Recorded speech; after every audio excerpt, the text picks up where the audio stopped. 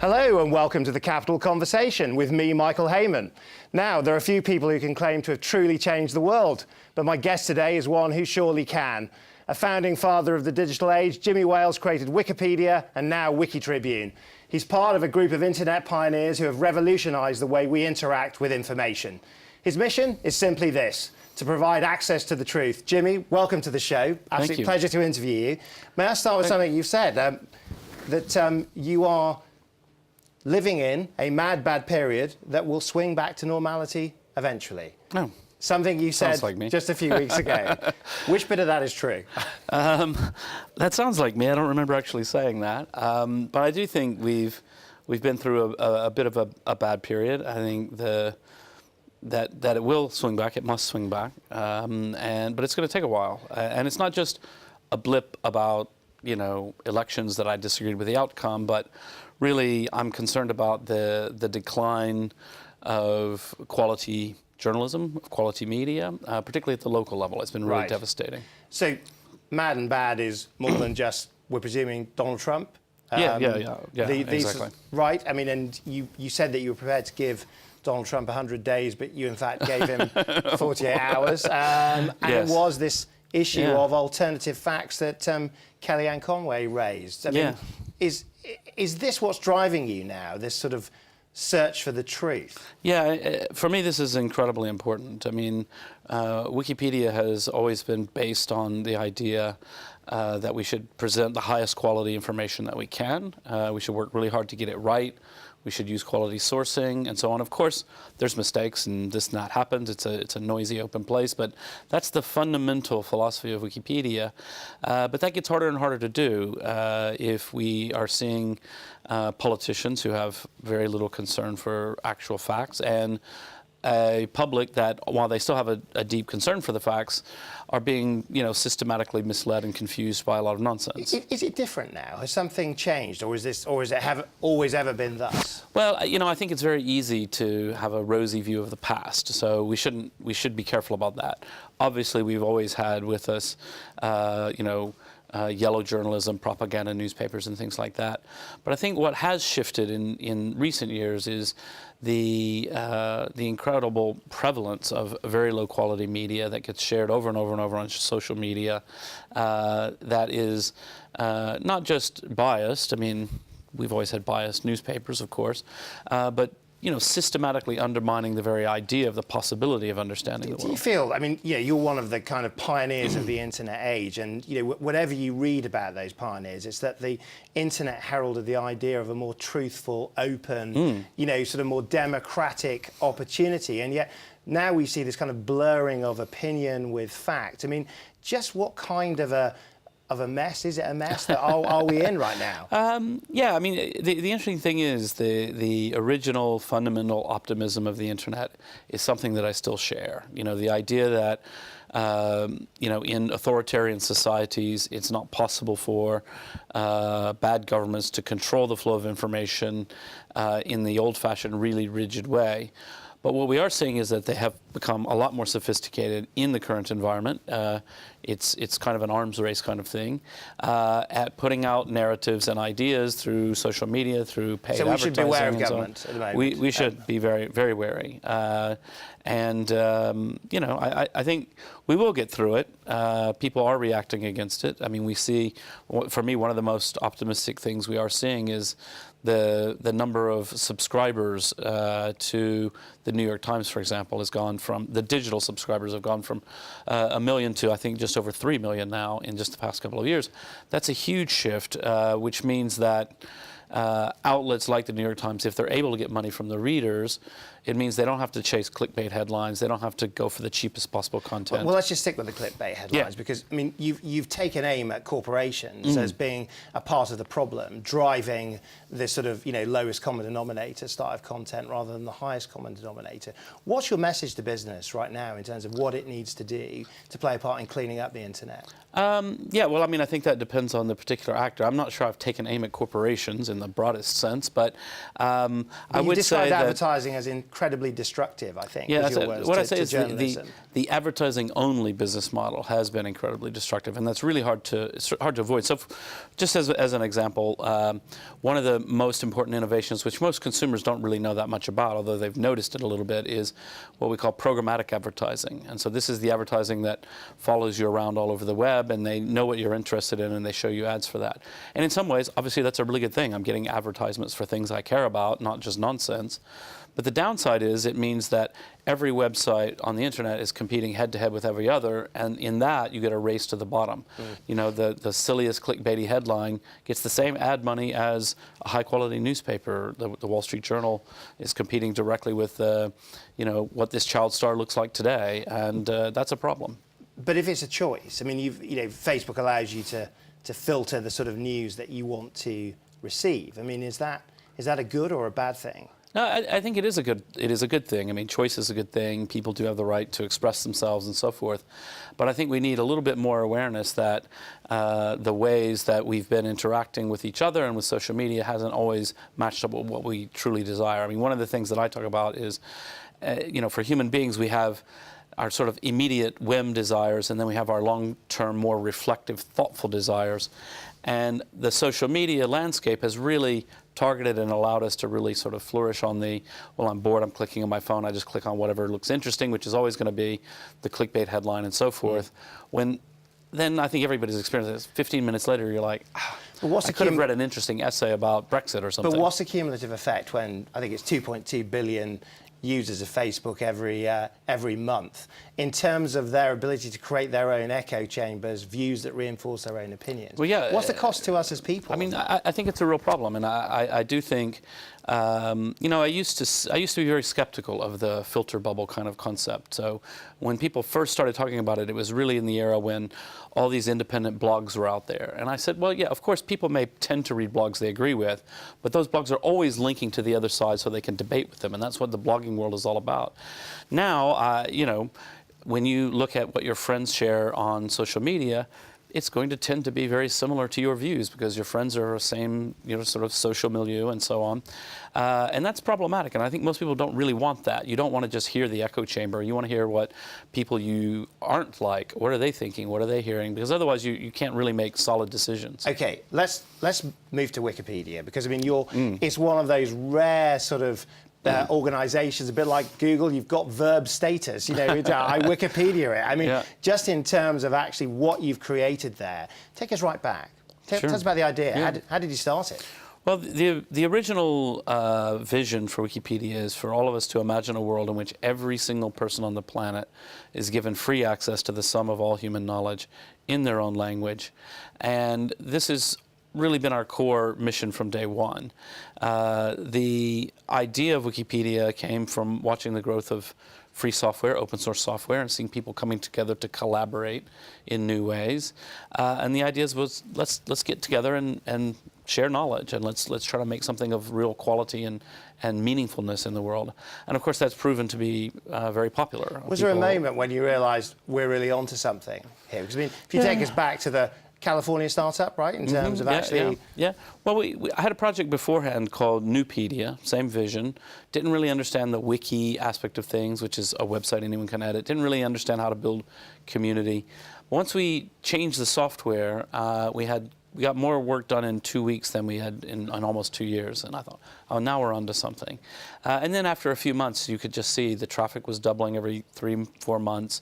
You could see that the quality of the site was steadily improving, that people were interested in participating. And was there a point where you just felt, I've now lost control of this entity, it's now a life of its own? No, not really. I mean, I never had control, so, you know. I mean, it's one of those things... Maybe on day one, I don't know. But, you've never been associated with the empire builder in the same way that, you know, sort of Eric Schmidt, others have been seen. Right, You know, there's always been a sense of that Wikipedia has a more, perhaps, noble goal. Do those founding truths hold true? Yeah, I mean, I think one of the things that's been really important for Wikipedia is from the beginning to have a certain set of core principles around neutrality, around quality, around no personal attacks, try to be nice to each other, try to be collegial, focus on the work, not on just having a random debate, which you can have anywhere on the internet. And those things were with us from the beginning and have stood the test of time. And does the truth pay? I mean, there's always many stories about just how difficult it is to get Wikipedia to make money. I mean, in terms of the commercial aspects, I mean, we've got a few seconds before the break. So Wikipedia is a charity, and we depend almost exclusively on the small donors. Financially, we've done very well over the years. We always have to take fundraising seriously, but we're stable. We ask people to give, and they do give, and so that's been working. So we have no need or intention to change the model or anything like that. Right. Now, we're going to have to leave it there because we're going to go to a break, but we'll be right back. And when we do, we'll talk about why Jimmy crossed the pond to build his life in London and what it takes to be a campaigner for the truth in a fake news world. Stay right there.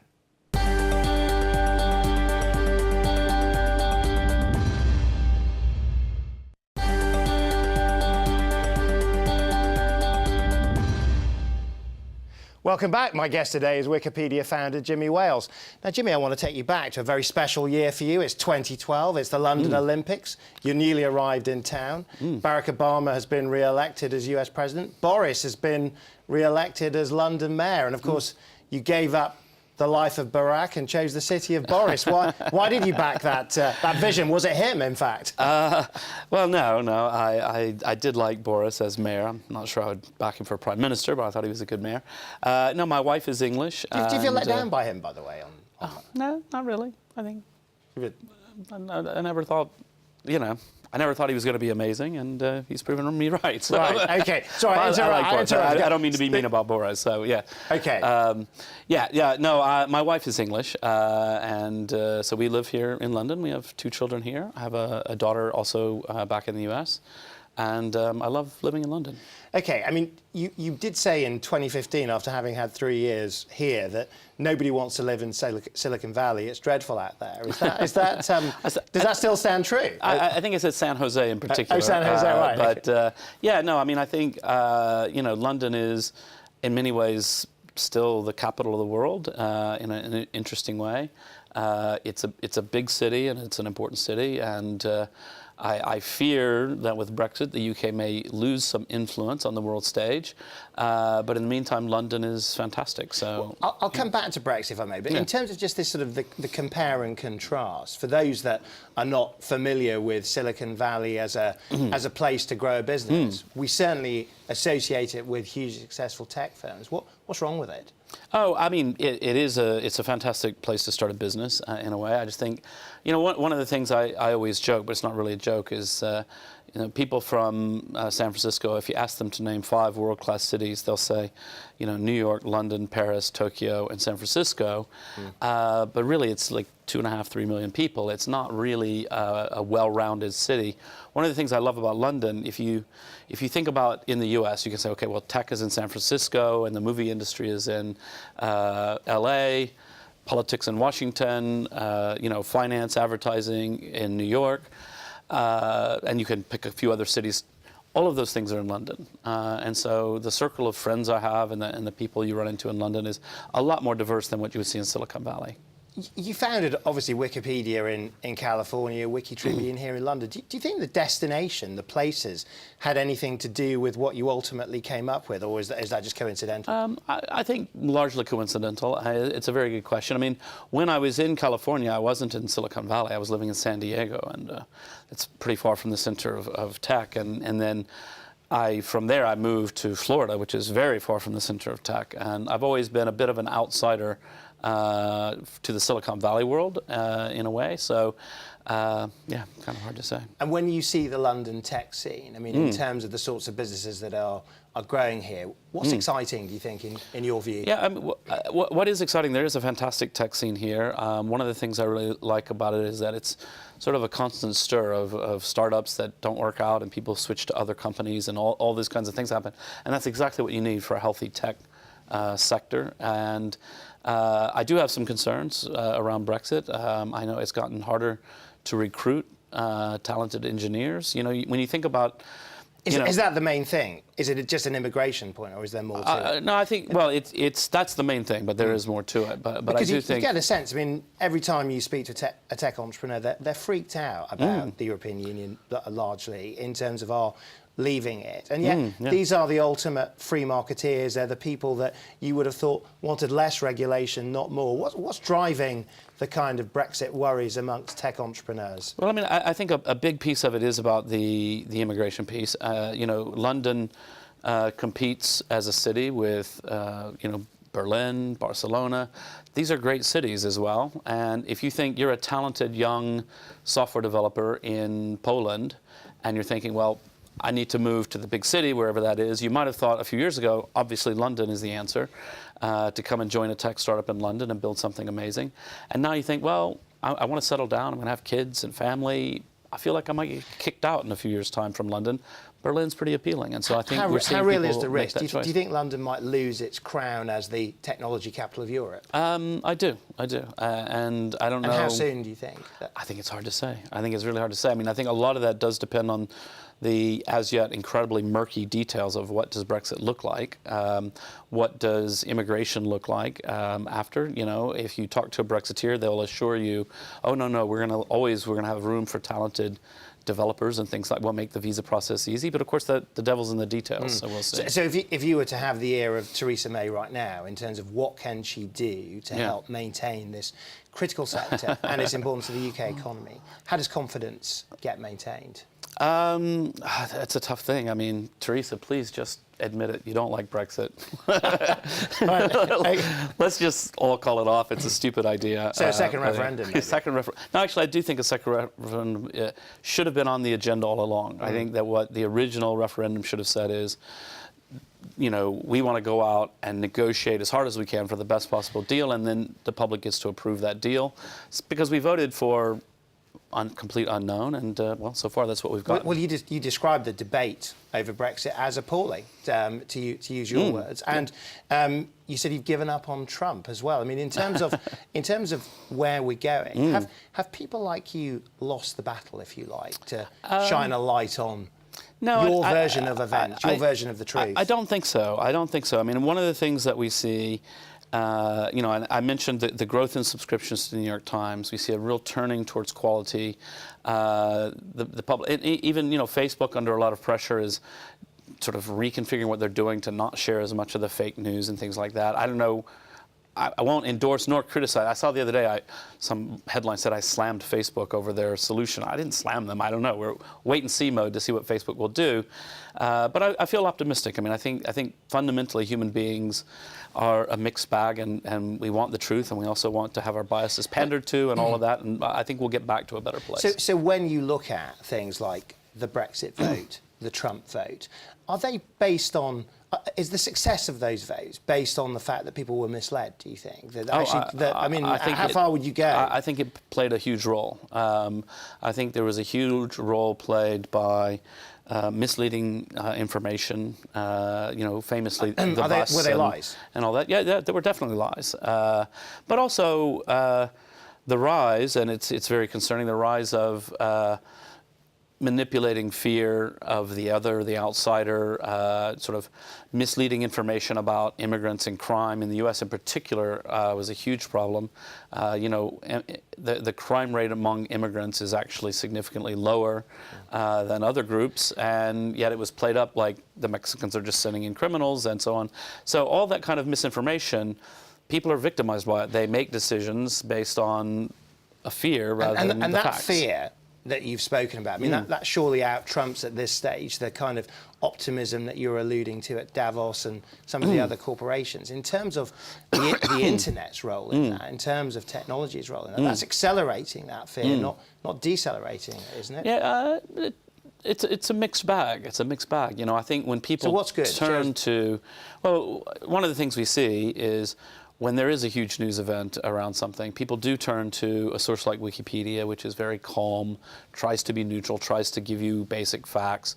But people are also turning to random ranting on Twitter and things like that. So there's a lot of different things going on online. And You know, I think we've been through a bad period, but I think it's getting better. But when you sort of, if you were to respond to Grant Shapps, the former Conservative Party chairman, that says, you know, he's taken aim at Wikipedia. He's talked about suicide guides and self-harm tutorials as being the sort of thing that the internet should just not be showing. Is that the price of a free society, that the job of Wikipedia is to help us with that sort of knowledge? You know, I mean, the thing is, people, when we have freedom of expression generally, you're going to be able to find almost anything online, and that is always going to be problematic around things like threats, child porn, things like that. There's always a lot of work to be done in figuring out how to stop that. And is that the price worth paying, or do people like you have a responsibility? It's unbelievably a price worth paying. But I think I should point out very clearly that all these things, like the pornography, all that's the price worth paying, is it?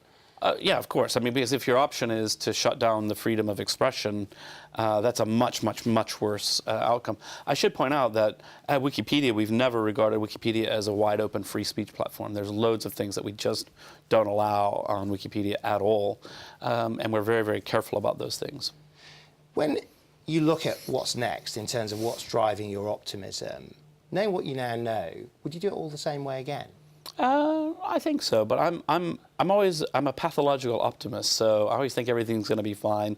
Definitely, we made mistakes at various points in Wikipedia. I can, you know, point to things as minor as buying the wrong type of server, or as major as making some bad hires, that sort of thing. Of course, these things happen, but the basic premise. The basic premise is, yeah, exactly. And when you look, I've almost run out of time, but when you look at some of your contemporaries, the Steve Jobs, the Elon Musk, the Mark Zuckerberg, I mean, are these guys going to be as important to history as the Einsteins, the Martin Luther Kings, the Emily Pankhurst and so on? I mean, are these the history makers? I think it's hard to tell. I mean, certainly, I would lump a lot of them in the same category with Henry Ford, for example, as business leaders who were involved in a transformative technology.